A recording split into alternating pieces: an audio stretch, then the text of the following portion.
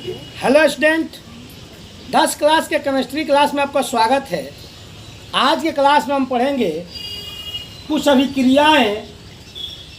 पहला है उभय विस्थापन अभिक्रिया। उभय का अर्थ होता है दोनों। अब देखिए, उभय विस्थापन अभिक्रिया में होता क्या है ये समझना है।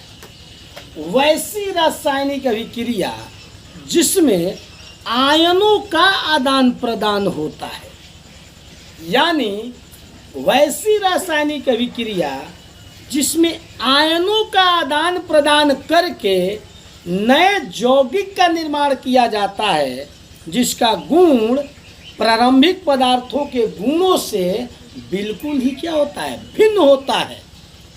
फिर से एक बार, उभय विस्थापन अभिक्रिया वैसी रासायनिक अभिक्रिया है जिसमें सिर्फ आयनों का आदान प्रदान होता है, यानी आयन दो प्रकार के, धनायन और ऋण आयन।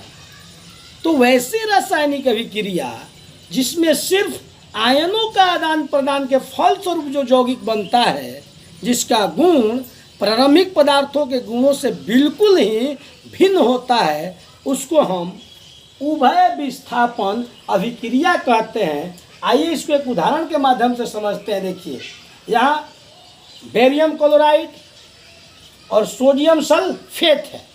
देखिए, अब इस दोनों की जब क्रिया हम कराते हैं तो यहाँ बेरियम सल्फेट हो गया और सोडियम क्लोराइड अलग हो गया। यानी देखिए, यहाँ आयनों का आदान प्रदान हुआ है। देखिए, यहाँ का निकल करके ऋणायन और इस धनायन के साथ अलग हो गया है, और पुनः देखिए, यहाँ का धनायन निकल करके इसके ऋणायन के साथ संयोग कर लिया है।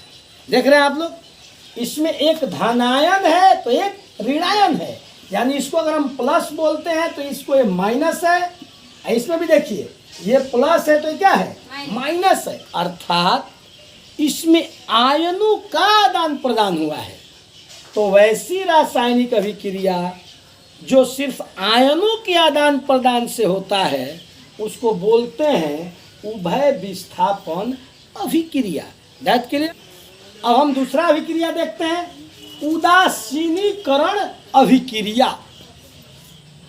उदासीनीकरण अभिक्रिया, इस अभिक्रिया में क्या होता है कि एक अम्ल भस्म से अभिक्रिया करके लवण तथा जल बनाता है।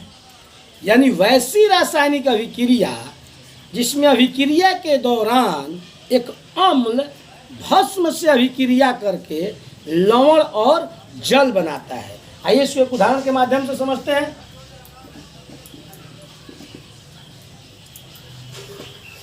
देखिए,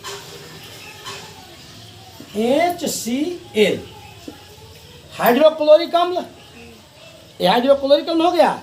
आइए एक भस्म लिखते हैं, NaOH सोडियम हाइड्रोक्साइड, ये अम्ल हो गया और ये भस्म। आगे आपको हम समझाते हैं, उदाहरण दिए हैं कि हाइड्रोक्लोरिक अम्ल और सोडियम हाइड्रोक्साइड भस्म, यानी अम्ल भस्म से अभिक्रिया करके लवण बनाता है, यानी NaCl। देखिए, सोडियम क्लोराइड लवण बना दिया और इसके बाद जल बनाता है H2O।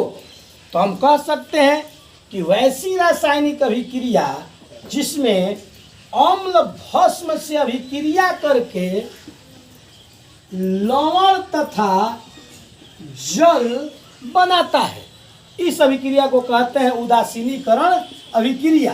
तो हमने दो अभिक्रिया को समझा। आइए तीसरे अभिक्रिया की ओर चलते हैं, अवक्षेपण अभिक्रिया।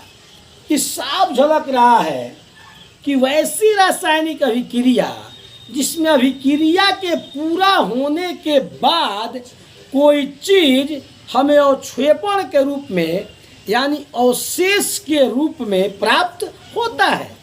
आइए इसको भी एक अभिक्रिया से हम समझते हैं। यहाँ देखिए, सोडियम क्लोराइड और AgNO3 अगर आपस में अभिक्रिया करते हैं तो AgCl हमें अवक्षेपण के रूप में प्राप्त हो जाता है।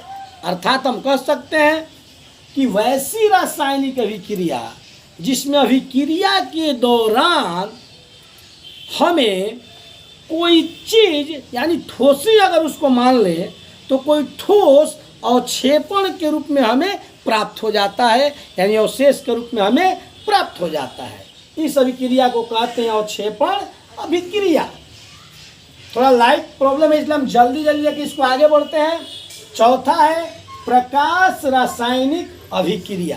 तो इसका जीता जागता उदाहरण तो प्रकाश संश्लेषण की क्रिया ही है, यानी वैसी रासायनिक अभिक्रिया जो प्रकाश के उपस्थिति में पूरा होता है, उस अभिक्रिया को कहते हैं प्रकाश रासायनिक अभिक्रिया।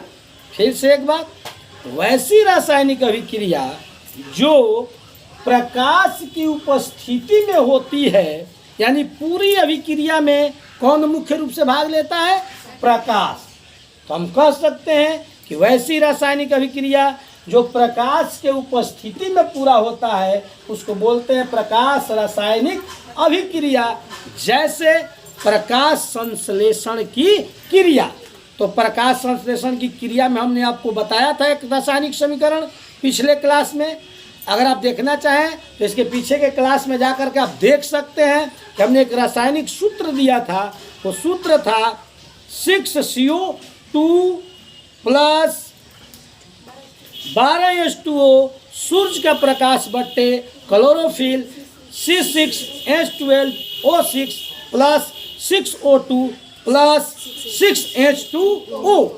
ये था प्रकाश संश्लेषण का रासायनिक समीकरण। तो उस माध्यम से भी हम इसको समझ सकते हैं प्रकाश रासायनिक अभिक्रिया को। तो आज के क्लास में इतना ही। धन्यवाद।